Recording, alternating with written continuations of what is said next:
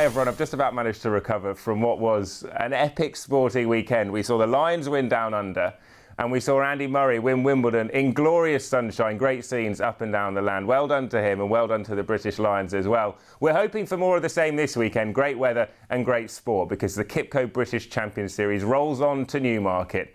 With the Group 1 Falmouth and Group 1 Darley July Cup to look forward to. So much great racing on the horizon, and before we pick the bones out of the leading players at this year's Newmarket Piper Heidsieck July Festival, we're going to reflect on 5 days of great racing at Royal Ascot. They're off. Trade Storm is coming through with a challenge. Animal Kingdom is well beaten off. Plenty in with chances, a furlong to go. Elusive Kate and Gregorian stablemates. Al Jami are the blue colours between them. Declaration of War coming very strongly in the closing stages. Declaration of War has taken it up and wins the Queen out. Reckless Abandon heading over to the stands rail. Shay out in the centre. Sham Express is third. Reckless Abandon with over on the far side. Shay coming home strongly in the centre. It's Pearl Secret. Soul Power's also finishing off well. Shay with Soul Power. Soul Power on the near side.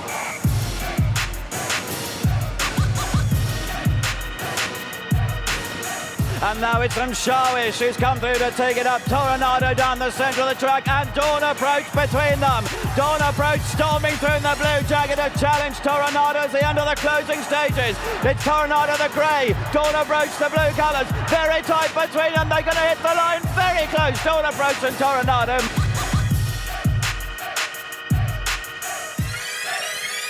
Mukadram nibbling away at the advantage. Al-Kazim, they're clear of Camelot. Mukadram still in front. Al-Kazim is edging closer all the way to the line. Al-Kazim drawing alongside Mukadram. Al-Kazim, Mukadram, no more to give. And Al-Kazim gets up to win the Prince of Wales's.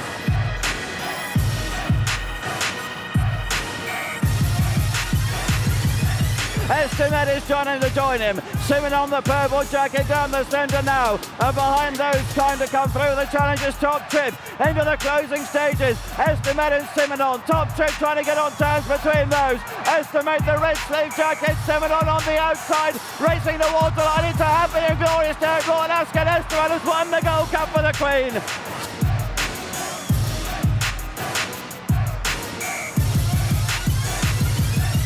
And now Sky Lantern swamping the lot of them. Sky Lantern the grey grabbed the lead with 100 yards left to go and careering away for Richard Hughes. It's Sky Lantern, the 1,000 guineas winner, who has blitzed them in the coronation. Lethal Force has always been in front. He's got 200 yards to go with Adam Kirby. He's drifting to the near side, but it's Lethal Force in front. Society Rock has moved into second, but that's the best he'll do. Lethal Force made order. Society Rock.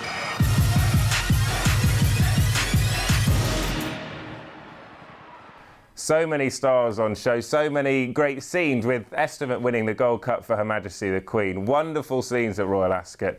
And we also had the likes of Dawn Approach and Toronado in a thriller. We saw a very good 2-year-old performance by Aidan O'Brien's War Command, and we saw James Doyle get up Al-Kazim on the line to wear down Mukadram.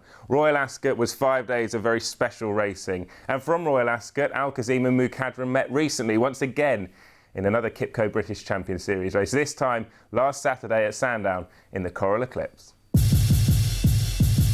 And they're off. Al-Kazim looks for a scene between horses, then Declaration of War out wide. Mukadram inside the final quarter mile, still has the lead in the Coral-Eclipse, but here comes Al-Kazim. Mars and Declaration of War, the fuse has not fired today, down towards the final furlong. Mukadram is digging gamely to the inside rail. Al-Kazim on all-out drive. They've got 150 yards to go. Al-Kazim has got the lead from James Doyle. Back in second is Mukadram. Declaration of War begins to fly. They've got now 50 yards to go. And Al-Kazim wins the Coral-Eclipse.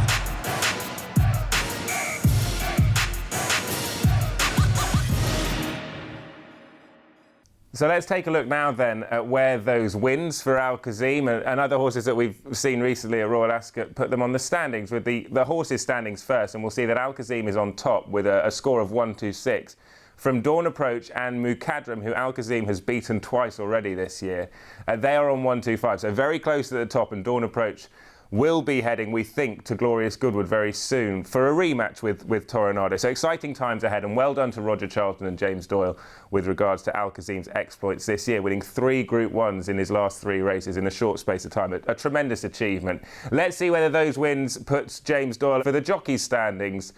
Sadly, not quite yet, because Richard Hughes seems to have the making of his peers at the moment. He's got a score of 70 and Joseph O'Brien, Ryan Moore hot on his heels. But it all can change over the next few days. And next they will be lining up at Newmarket. Our camera's going to HQ for the next leg in the British Champion Series.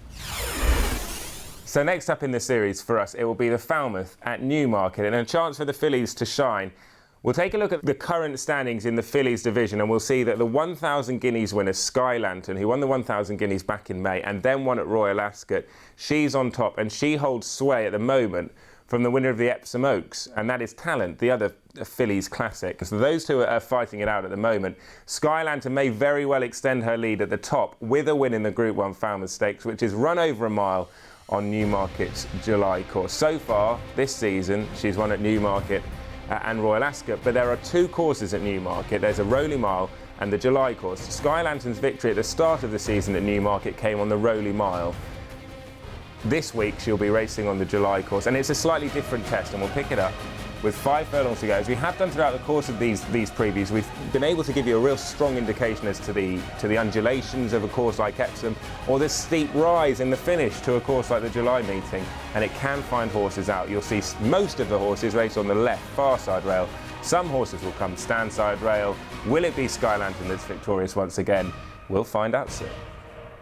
You won't have to spend too long the night before doing the form, because there aren't too many runners lining up in the Falmouth, but the runners that we do have are full of class, the likes of Sky Lantern and Geoffra and Elusive Kate, very talented in their own right. Small but select field, but plenty of class. Elusive Kate first to length and a half clear from Geoffra, who's out after the leader. Elusive Kate got first run under Frankie Dettori. Geoffra, however, is whittling away at her advantage. Siuma from a long way back has moved through into third. Out in front, it's Geoffra from Elusive Kate, then back in third. Siuma on the run up towards the line, all out. Geoffra, Elusive Kate. Geoffra's just got home in the Falmouth. Dunkel, though, with a white cap has come to join them, and as they head to the final furlong now, it is Dunkel, ladies first with the noseband, Dank the blue cap, and Beatrice Aurora, the black sleeve jacket, the far side. Dunkel is in front as they race towards the closing stages. Ladies first, and Dank trying to get to her, but it's another win on this day for Dunkel. Sky Lantern is now launched by Hughes right down the extreme outside. Maureen going with them, and now Sky Lantern swamping the lot of them. Sky Lantern, the grey, grabbed the lead with 100 yards left to go and careering away for Richard Hughes. It's Sky Lantern, the 1,000 guineas winner, who has blitzed them in the coronation. It certainly wouldn't be a surprise if Elusive Kate came out on top at Newmarket. She's very, very talented, very tough and very reliable. And earlier in the week, I went down to Newmarket and I caught up with her trainer, John Gosden. John, the July meeting is just a few days out, and you have Elusive Kate back in the Falmouth. How did she come out of Ascot? She came out of it very well, yeah. She hadn't run since the previous October.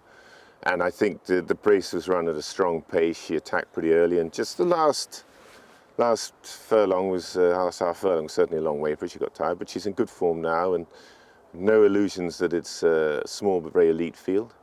And great respect for Sky Lantern, who is probably about the most impressive winner, along with War Command in the whole of Royal Ascot. So looks making an exciting and somewhat tactical affair, I should think. Do you think that the small field, you might have the tactical edge when you look at the runners that you're taking on?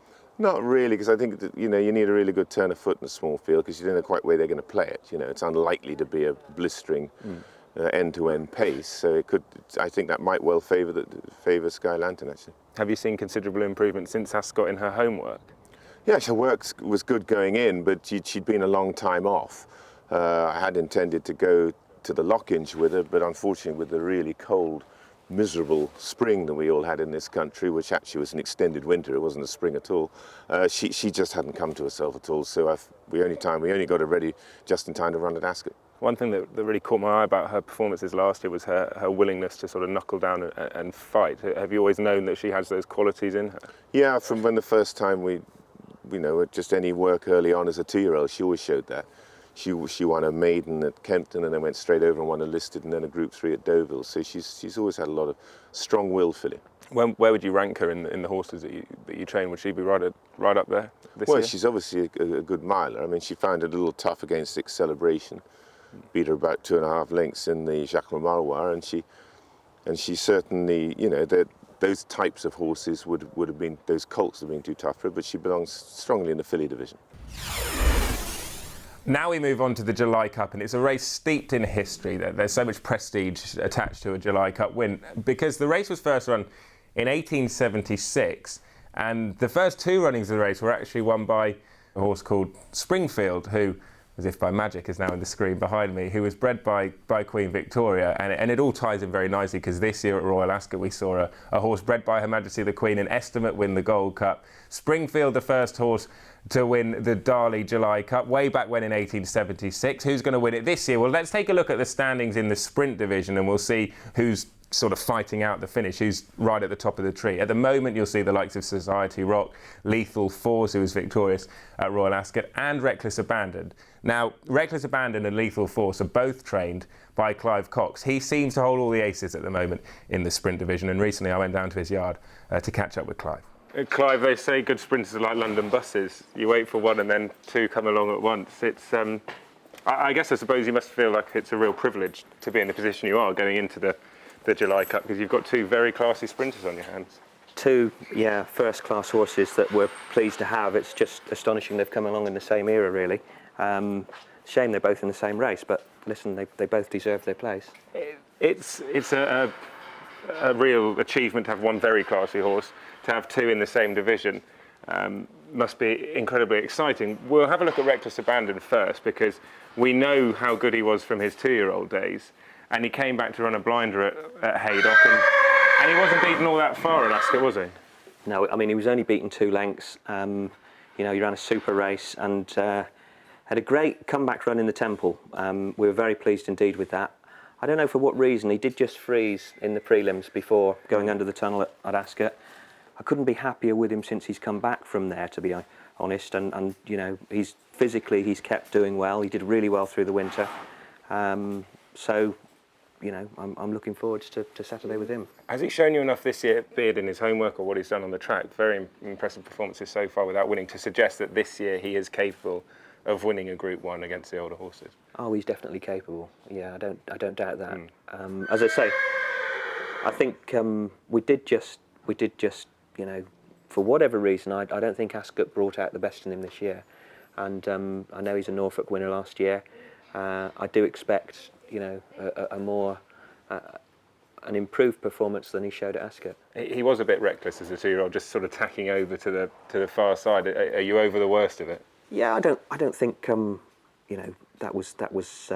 Is that just greenness? Yeah, and he did it again a little bit at Ascot the other day. So we'd never note that at home. He's had enough racing now, and I think his qualities that he showed in the way he battled, especially in the Middle Park last year, he's very much up to win a Group 1 again. I don't doubt that. And Richard Hughes rides him. That's been announced recently. Yeah, I mean, obviously, with having the 2 in the race and Adam winning on Lethal, then it was certainly not going to be wanting to get off of Lethal after winning the Golden Jubilee, and it was a natural step that obviously Gerald Mossade won 2 Group 1s on him, won the Mornay and the Middle Park, and sadly then Gerald's gone and broken his collarbone, so we're extremely pleased to have Richard Hughes on board. Not only is Reckless Abandon the talented racehorse, he's also a keen footballer, is he? No, that's just a plaything that he's always, he enjoys a knockabout when we're not around, and he's pretty good. Not so good with his left foot. He's a bit like me, no left foot, but Lethal Force is pretty good. If we can go next door and have a look at Lethal Force, Clive, who won so impressively at Royal Ascot. It was hugely exciting for you, no doubt, and Adam gave him a great ride that day. Yeah, I mean, Adam, just one more step forward, so good girl. Hey, come on. This fella has done especially well, I think, from 3 to 4. Physically, he's really bloomed. And, he ran a super race first time out in the Duke of York. And, Rock Society obviously had a £5 penalty that day. we were missing that at Ascot, and I think, you know, for that reason, you know, we start at longer odds. And a literal reading of that is that Society Rock was giving you weight at York and still managed to beat you. So going into Ascot, a lot of people said, well, there's no conceivable way for Lethal Force to reverse the form. So what happened? Was there a marked improvement in his homework? Had he come on a bundle from that York run? Yeah, I think, you know, we have plenty of first-time out winners, but you know, we weren't going to be peaking on our first run, so I was over the moon with the York performance, and that was borne out in the way he won the Golden Jubilee. But I think physically, as I've just said, he's just developed so much more strength and power from 3 to 4, and you know, we're delighted with the way he's come out of it. What was the making of him as a racehorse? Because he's always shown a good level of ability. As a 2-year-old, he had very good form, despite not winning in his juvenile campaign. Was it the decision to make the running on him that has elevated him to top level status? No, I don't think he doesn't have to make the running. Strangely enough, I think you know, the pace of the race, as we reported after the Golden Jubilee, you know, to be honest, he took Adam there early on and found a nice rhythm, and clearly, when he did gather himself up and give him a squeeze, he clearly changed gear. You know, he's a decent horse, and but he's not. I don't think he's in his work at home. He switches off beautifully in behind as well. If somebody else is going fast, then you know we're not bound by any decisions in that respect. But he clearly did a good job the other day. It's such an exciting division because you can make a case for so many of them. They all sort of win their races in turn. Are you confident that Lethal Force has the weapons in his armoury to sort of stand himself at the top of the tree on a consistent level?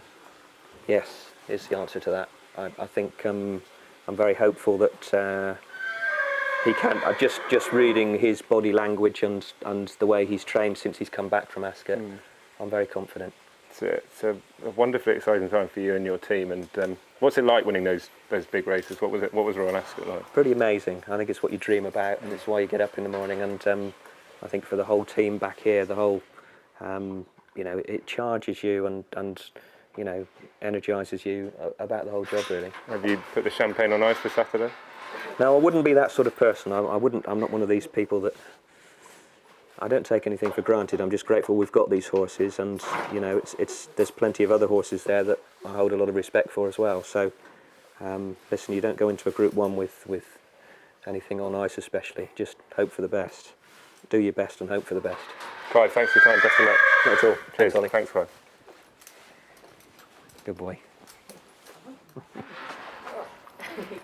So the very best of luck to Clive and all his team, and thanks once again to Clive for taking the time out to speak to us here on this Kipco British Champion Series preview.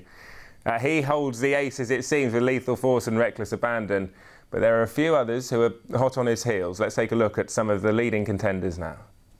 Tickle Pink on the far side, Hawkeye the New, nowhere to go, up a blind alley. Society Rock quickened up to lead, passing a furlong from Lethal Force. On the far side, Gordon, Lord Byron, Swiss Spirit stay on Society Rock though, and Lethal Force. Gordon, Lord Byron is still flying at them. Lethal Force and Society Rock as they go for the line. Inches in it.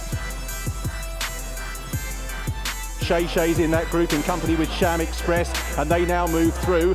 Reckless Abandon heading over to the stands rail. Shay Shay out in the centre. Sham Express is third. Reckless Abandon with over on the far side. Shay Shay coming home strongly in the centre. It's Pearl Secret. Soul Power's also finishing off well. Shay Shay with Soul Power on the near side.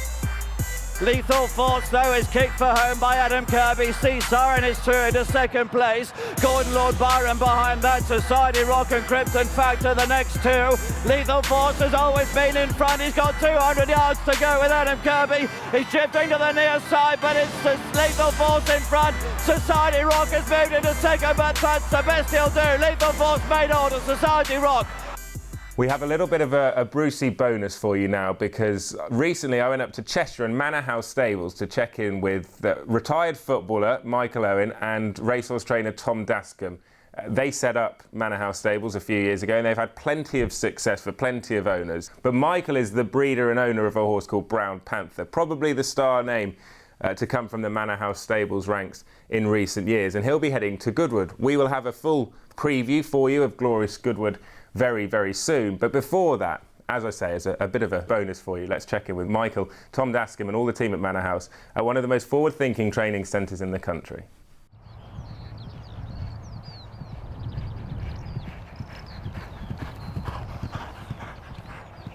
We have just seen Brown Panther work, and after he came back for victory last time out, he's got a few options. I won't guess, I'll let you tell me. Where's he going to go next, Tom? Well, he's had a good long break. I was sort of toying with the idea of sending him to Newmarket for the July meeting, but I think that's probably just going to be sort of 3 races too quickly together, or too close together. So he'll probably go for the Goodwood Cup. I think that's the first target. But everything for the first part of the season has been built around, you know, a real good go at the Irish St Leger. Have you been able to see improvement in him through the years? I suppose a bit, but I mean, he's always been a talented horse. I think the key this year is he's probably just grown up a bit more. He was very, very professional at Pontefract. Actually, he was almost too relaxed, sort of half missed the break. And in previous years, he's been a bit keen and a bit feisty, and we've had sometimes to just let the race unfold before us. And I think now we can ride him differently. I think we can ride him more positively. And so if there is a slow pace in the Irish St Leger, we don't have to sit there and suffer. So I think, you know, the horse has grown up. What does he mean to you? I know we saw those wonderful shots after Royal Ascot, because obviously he's a homebred, and sort of he was the first horse, I guess, that gave you that taste of really big race success, a Royal Ascot win. From a personal point of view, what does Brown Panther mean to Michael Owen? Well, I suppose, yeah, the shots say it all, really. I mean, he's the best of my horses, but I love them all.